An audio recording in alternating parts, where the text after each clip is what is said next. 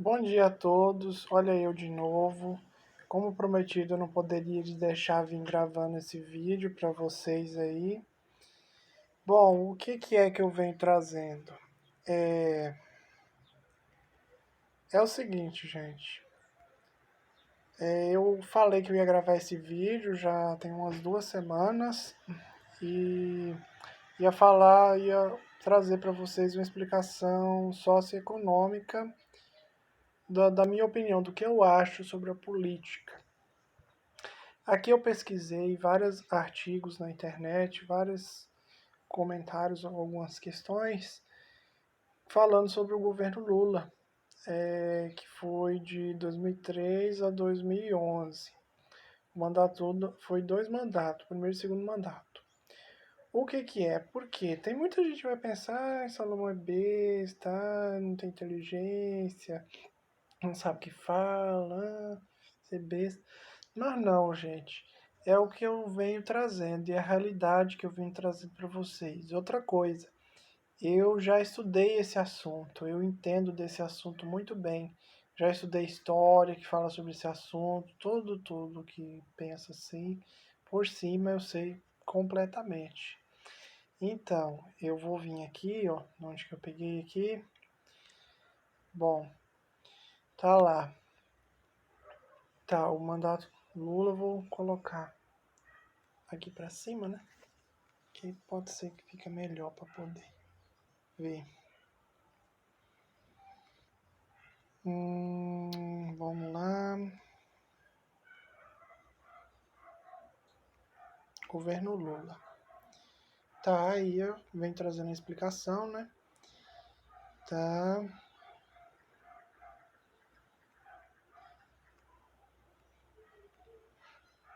O governo Lula, ele foi de 2003 a 2011, como tá aqui, ó. Ele corresponde ao período da história política brasileira que se inicia com a posse de Luiz Inácio Lula da Silva, que foi em 2003, com sua candidatura para este cargo após ser derrotado pelo candidato José Serra do PSDB.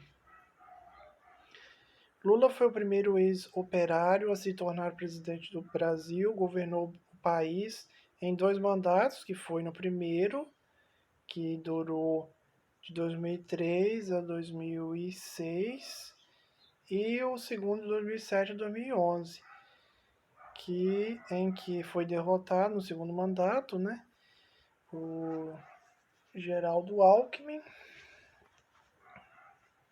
reelegeu para presidente, derrotando o segundo turno, Geraldo Alckmin, né, obtendo mais de 60% dos votos válidos. Sua estada presidencial foi concluída em 31 de dezembro de 2010, em que terminou, né? Com um número superior a 80% de avaliação positiva dos brasileiros. Olha, muito bom. Teve como principais marcas a manutenção da estabilidade econômica, a retomada do crescimento do país e a redução da pobreza e da desigualdade social. O governo Lula registrou um crescimento de 32,62% do PIB e 23,5% da renda per capita. Lula assumiu com inflação em 12 e entregou com inflação em 5. Uma das plataformas da campanha do Lula, necessidade de reformas constitucionais, uma reforma relevante concorrida no governo. Tá. Não vou ficar lendo muito não, porque senão o vídeo vai ficar longo.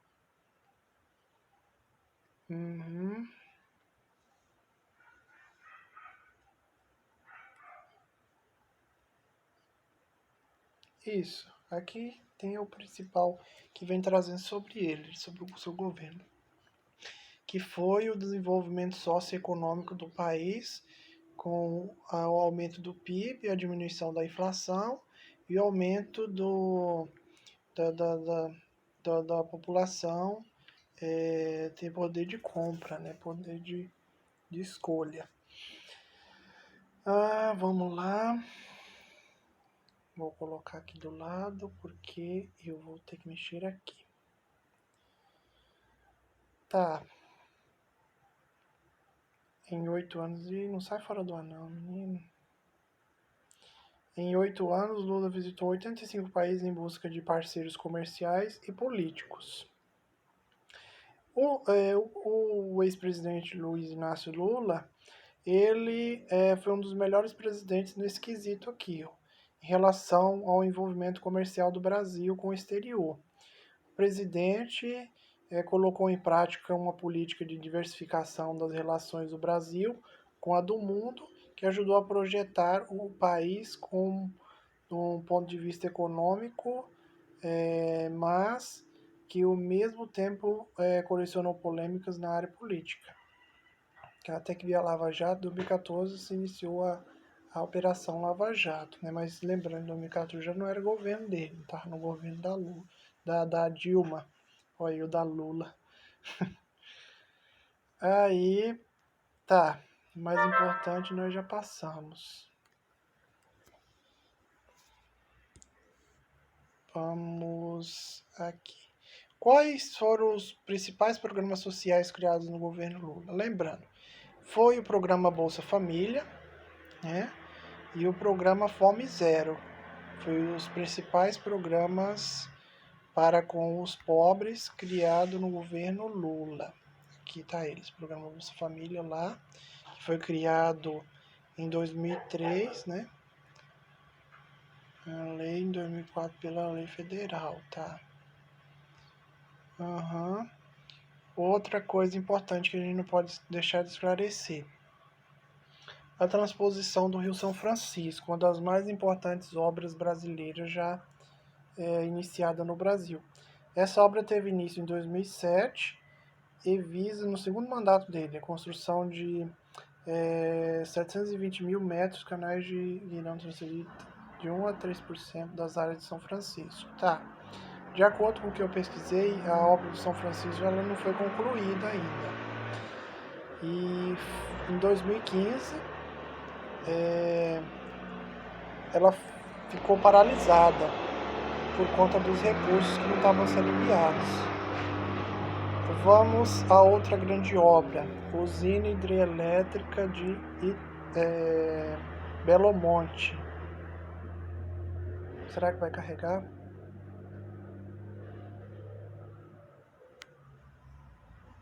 Carregou. Tá, a usina hidrelétrica de Belo Monte é uma usina hidrelétrica brasileira da bacia do rio Xingu, próximo no município de Altamira, no norte do estado do Pará. A localização lá no Pará, bacia do rio Amazonas, rio Xingu. Tá, é importante ressaltar essa obra aqui que ela foi concluída no governo Lula já. Ela foi concluída em 2011, se eu não me engano, 2011. Foi em 2011. Foi considerada uma das obras mais caras já registradas no Brasil, se não me engano a mais cara. E ela está na 4ª posição entre as maiores hidrelétricas em nível de produção do mundo, por quilowatt, né? Tem lá dos chineses, duas do chinês, que é Três Gargantas, e a Xiloudo, que também é dos chineses. E depois logo vem a de Itaipu, com 14 mil miliamperes, sendo a maior hidrelétrica inteiramente brasileira. A usina de Itaipu é considerada a maior do Brasil. Bom, nós estamos dando uma passada no que é mais importante, né?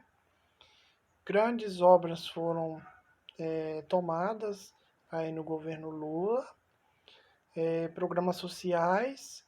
O principal papel do governo Lula foi o desenvolvimento socioeconômico da nação brasileira e a diminuição das desigualdades sociais.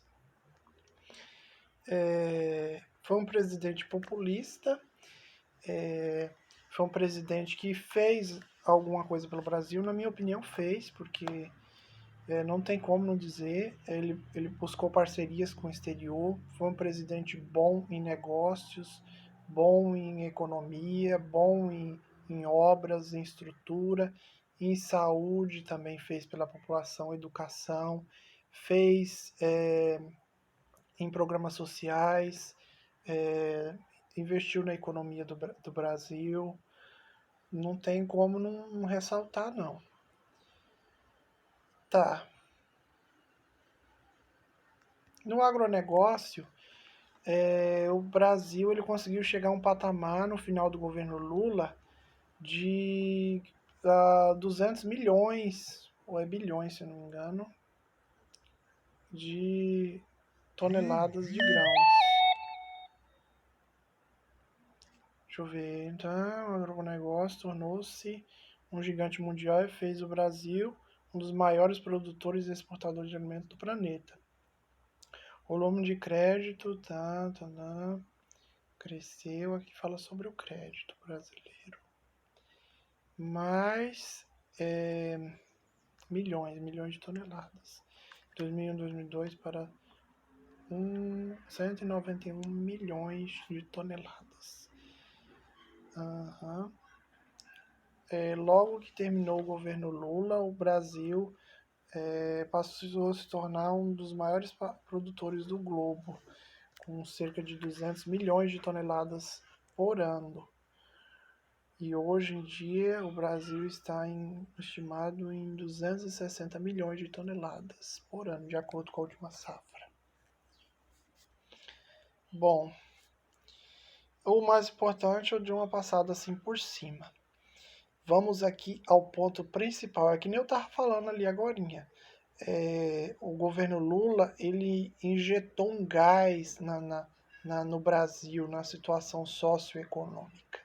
Ele fez o Brasil sair de um patamar de um país considerado normal para um patamar de um país considerado desenvolvido, a terceiro mundo, ou até mesmo a segundo mundo subdesenvolvido.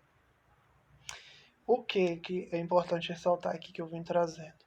Olha só, vem aqui, dá uma olhada só comigo. O Brasil, o Lula ele pegou no primeiro mandato dele, quando ele saiu, ele pegou o Brasil com menos de 600 bilhões de dólares em relação ao produto interno bruto, em relação à economia brasileira. E ele tirou desses 600 bilhões de dólares em 2003 para chegar a um patamar de 1 trilhão e 400 bilhões de dólares em 2007. Como a população nunca foi besta, o que fizeram? Como a vida do brasileiro estava melhorando na época, o brasileiro estava conseguindo comprar carro, comprar casa, comprar um terreno, sei lá, um pedaço de terra, conseguindo. Os alimentos estavam baratos, a preço-custo. O Brasil, o dólar em relação ao real, ele estava menos competitivo. Se eu não me engano, ele estava custando R$ 2 e pouquinho, R$ 2,10 cada dólar. Então, nessa época o Brasil ele estava indo bem. Por quê? Porque ele estava sobre uma boa administração presidencial. E aí, como a população não é besta, as condições de vida do brasileiro melhorou. Então, o que vamos fazer? Vamos colocar o Lula de novo no cargo. Vamos votar nele de novo no segundo turno para ele se tornar presidente de novo. E aí, com isso, foi de vento em popa. De 1,4 trilhões de dólares em 2007, nós estamos falando de dólares. Toda a economia de um país, quando ele é avaliado o seu produto interno bruto, é estimado em dólares americanos. Ele passou para 1,65 em 2009, só foi subindo. Subiu para mais de 2,2 em 2010. E em 2011 fechou um patamar de 2,6 616 trilhões de dólares, que foi no último ano de governo do Lula. Eu vi em um site aí que o Brasil, em janeiro de 2011, ele chegou a um patamar de 2,7 e alguma coisinha. Pode ser que tenha superado essa marca aqui. 2,7 alguma coisinha trilhões de dólares. Nessa época, os países que concentravam as maiores economias do globo eram Estados Unidos, China, Japão, Alemanha, Inglaterra e França.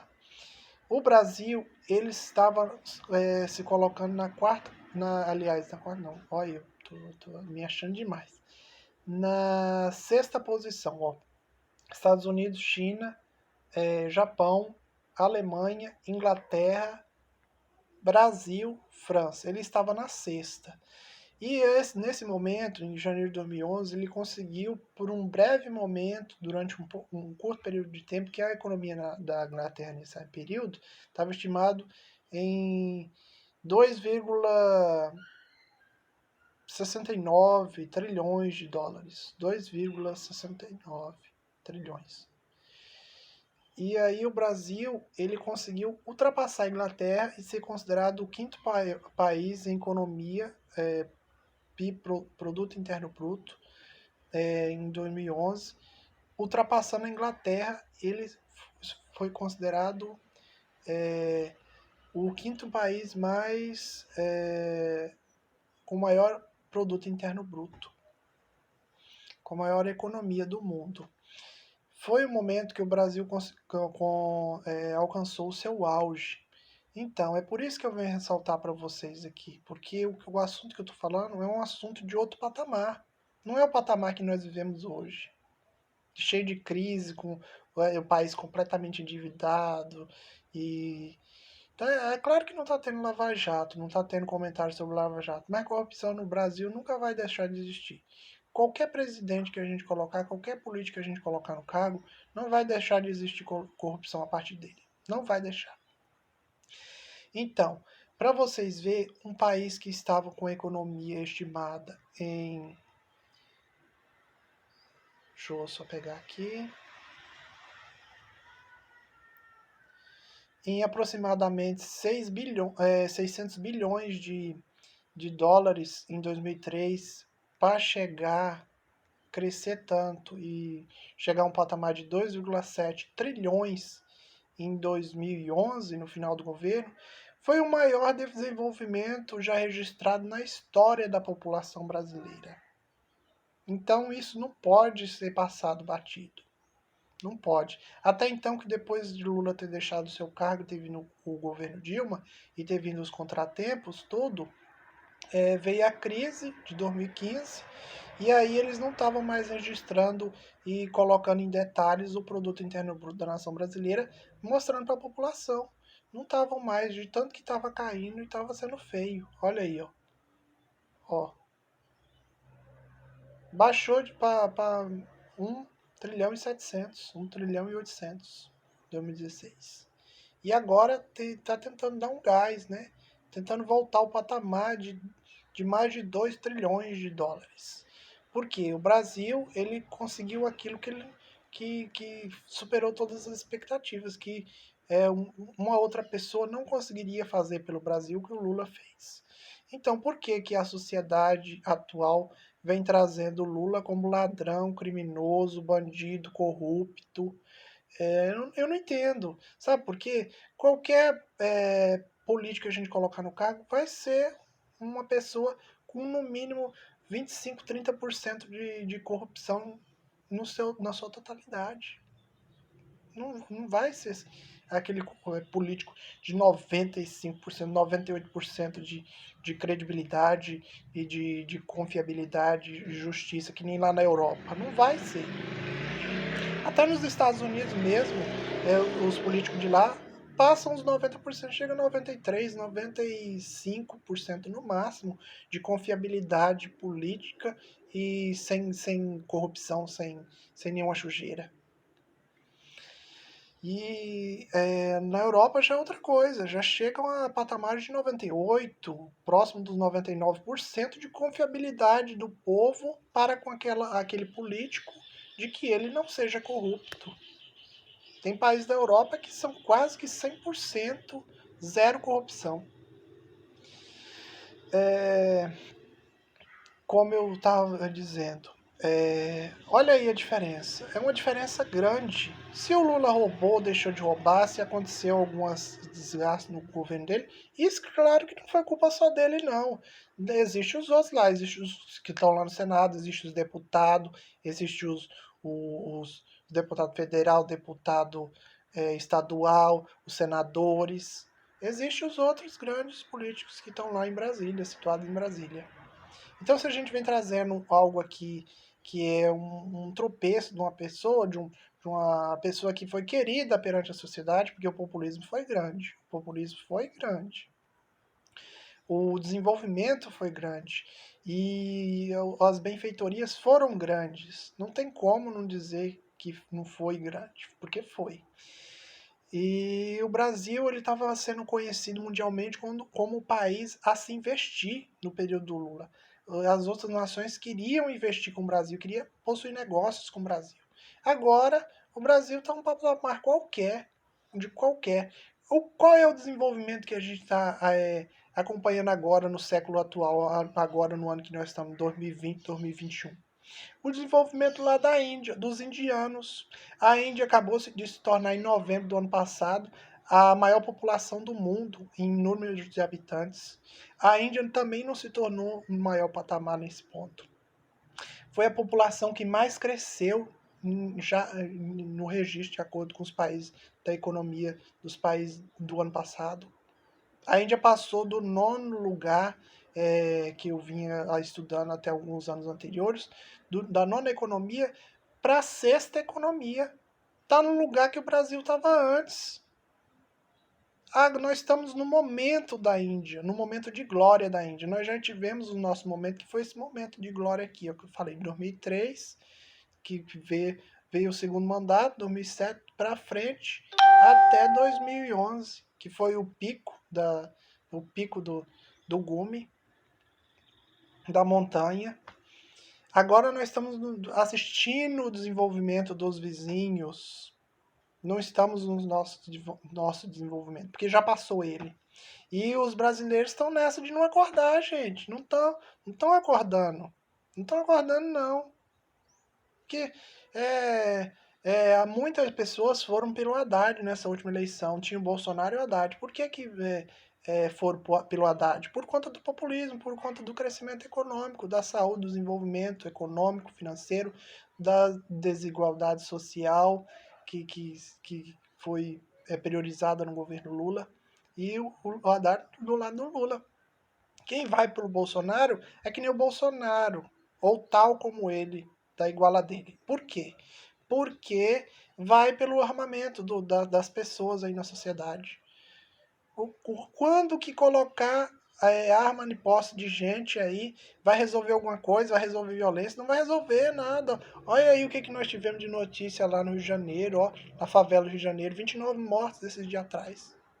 Em relação à economia, o ano passado, fim do ano passado para o início desse ano, o Banco do Brasil perde 11 a 15% nas suas ações por conta de uma fala do Bolsonaro.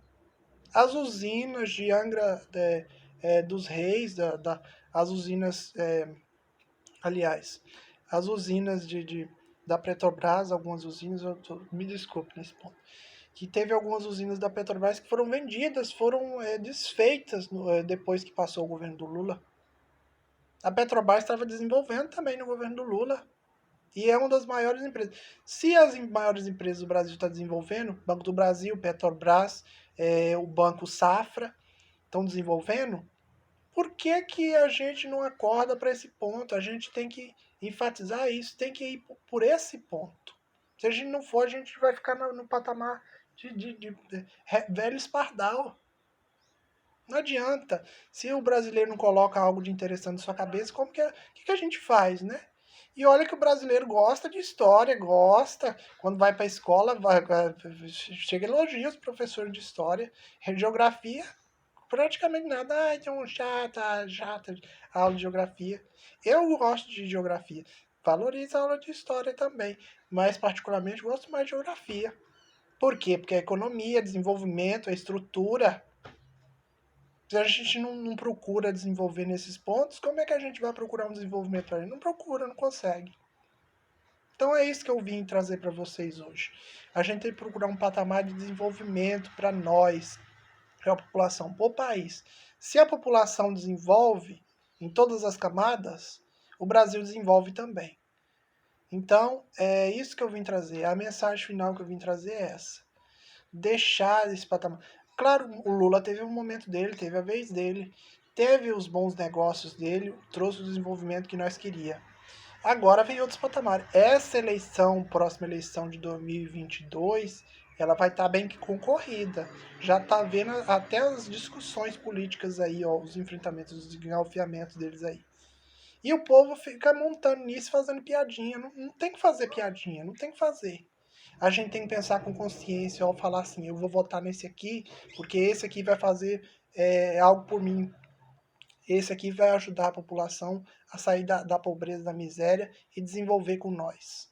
Desenvolver com nós e fazer com que nós tenhamos mais igualdade e sociabilidade, fazer com que nós sejamos mais reconhecidos pelo exterior, pela Europa, pelos Estados Unidos, pela China, por outros países também. Acorda, gente. O Brasil hoje está de 12º colocado no ranking de países economicamente desenvolvidos do mundo, que é o PIB, para 13º. Só caiu em posições. Só caiu. E eu não gosto. Eu sou uma pessoa que, se eu não for para frente, não venha algo querer me puxar para trás, porque senão eu barro, sei lá, eu faço alguma coisa. Porque eu só tenho uma mentalidade que vai para frente. Se eu não for jogado para frente com essa mentalidade minha, eu não quero que alguém me puxe para trás, não. Porque senão não dá certo, não. Não dá certo. Então é isso que eu venho trazer para vocês hoje. É isso. A vídeo geopolítica e econômica que eu vim trazer para vocês hoje é essa videoaula. Eu espero que vocês tenham gostado. Tenham um bom dia e até uma próxima hora.